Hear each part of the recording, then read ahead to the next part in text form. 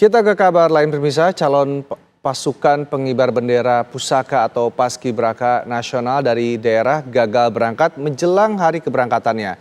Nama mereka mendadak hilang dan digantikan dengan orang lain dan persoalan itu pun menimbulkan polemik hingga kecurigaan akan adanya kecurangan dalam proses seleksi.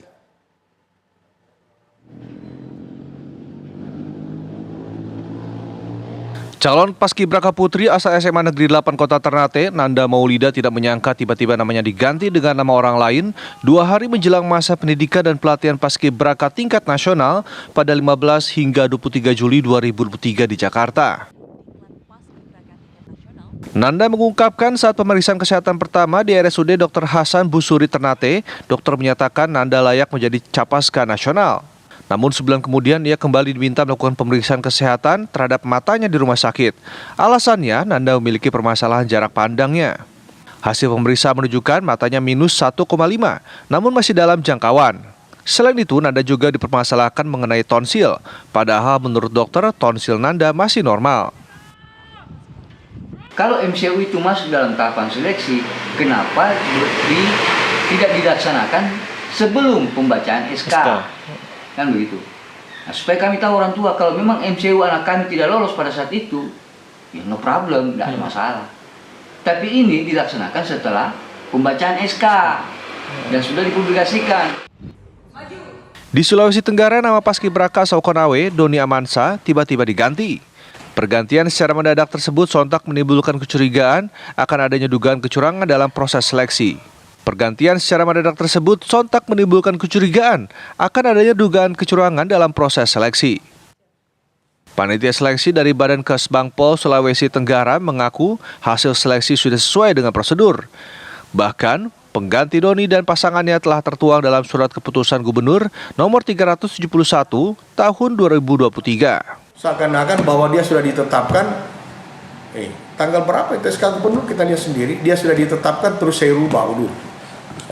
Jadi kita mengacu hasil pansel mengacu kepada keputusan gubernur, itu yang kita ngacu.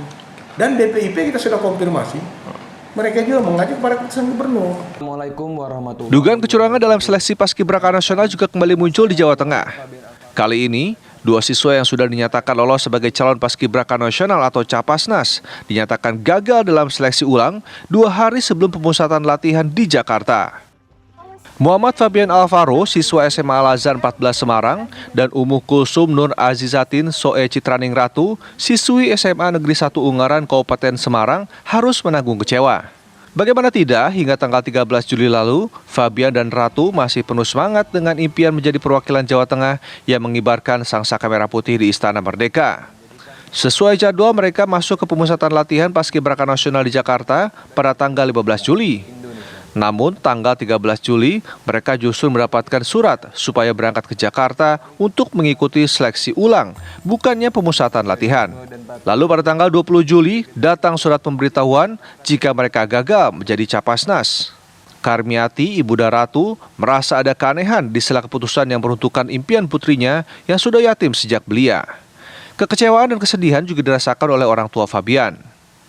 Ini suatu hal ada keganjalan yang tidak masuk akal karena setelah dinyatakan tanggal 22 Mei itu H-2 akan pemusatan, ternyata tidak pemusatan, yang diterima adalah seleksi ulang. Dan itu ada peserta tambahan yang kemarin mestinya sudah lewat terseleksi dan itu tidak lulus, tetapi itu diulang kembali.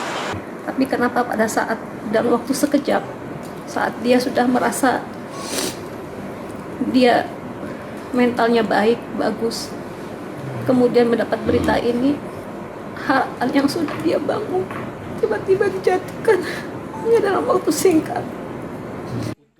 Keduanya kini menunggu penjelasan dari pemerintah terkait soal kegagalan putra-putri mereka dari seleksi paskibraka nasional. Tim TV One mengabarkan.